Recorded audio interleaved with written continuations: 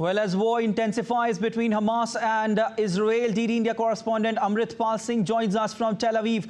Amritpal Singh, you're at ground zero right now. What is happening? Tell us as the war intensifies between Hamas and Israel. What is happening?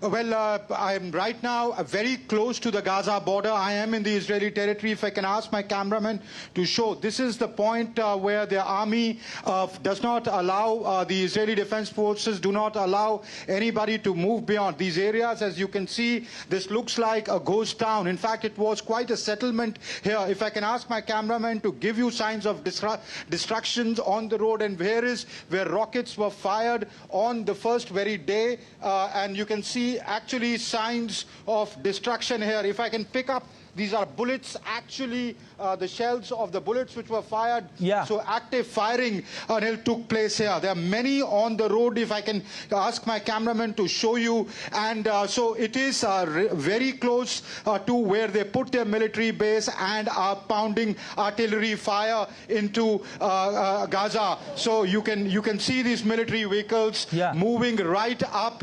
to the Gaza border, which is just a few kilometers from here. So this is the spot of actual active war which is happening in Gaza. The Israeli military continues to pound targets in Gaza. Of course, the Palestinians say they are hitting civilian targets, but the Israeli Defense Forces insisting that it is they're only hitting Hamas bases and trying to minimize civilian casualties. They've asked for civilians to move back southwards, giving indications that they are preparing for a ground assault. To give you a sense, Anil, of the situation, there are a lot of things that we see through our naked eyes but are not allowed to film here because of sensitivity and security reasons, but they have amassed a huge number of tanks, giving indications that they could go in for a ground assault. But perhaps the only thing weighing on their mind and stopping them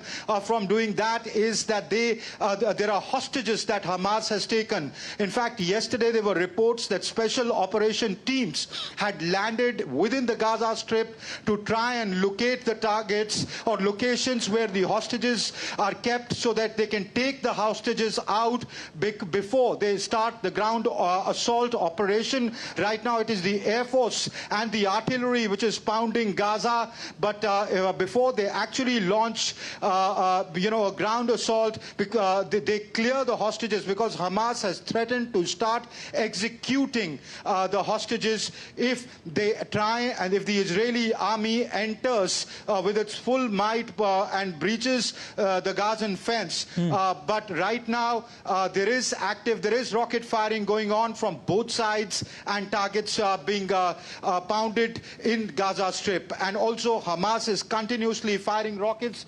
We can see our trails here. My camera probably wouldn't be able to capture it, the trails of the rockets, because they are intermittently being fired. So that is what it looks like here at the moment, Anil.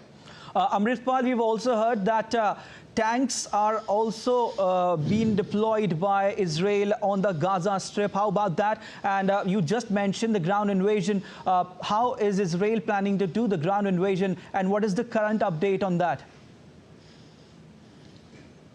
Well, as I told you, there are indications of that. They're not saying it, but they've amassed huge number of tanks here. There is a lot of artillery guns deployed right on the border. They gave a call for 1.1 million Gazans to move out, the civilians to move out towards the south, move towards the South Wadi, clearly indicating that they're looking at entering with their ground forces, which the UN has warned will have devastating consequences if 1.1 million people are displaced. It's already, a siege.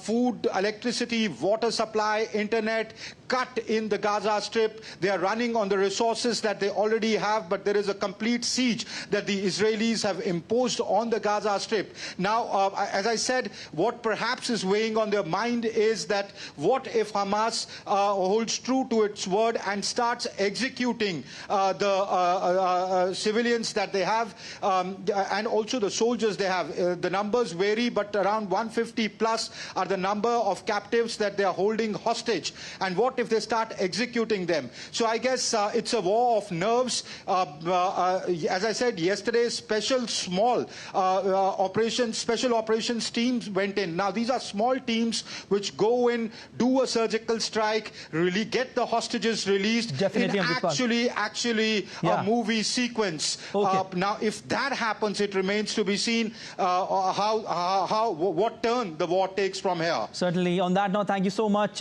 for your analysis, Amritpal Singh.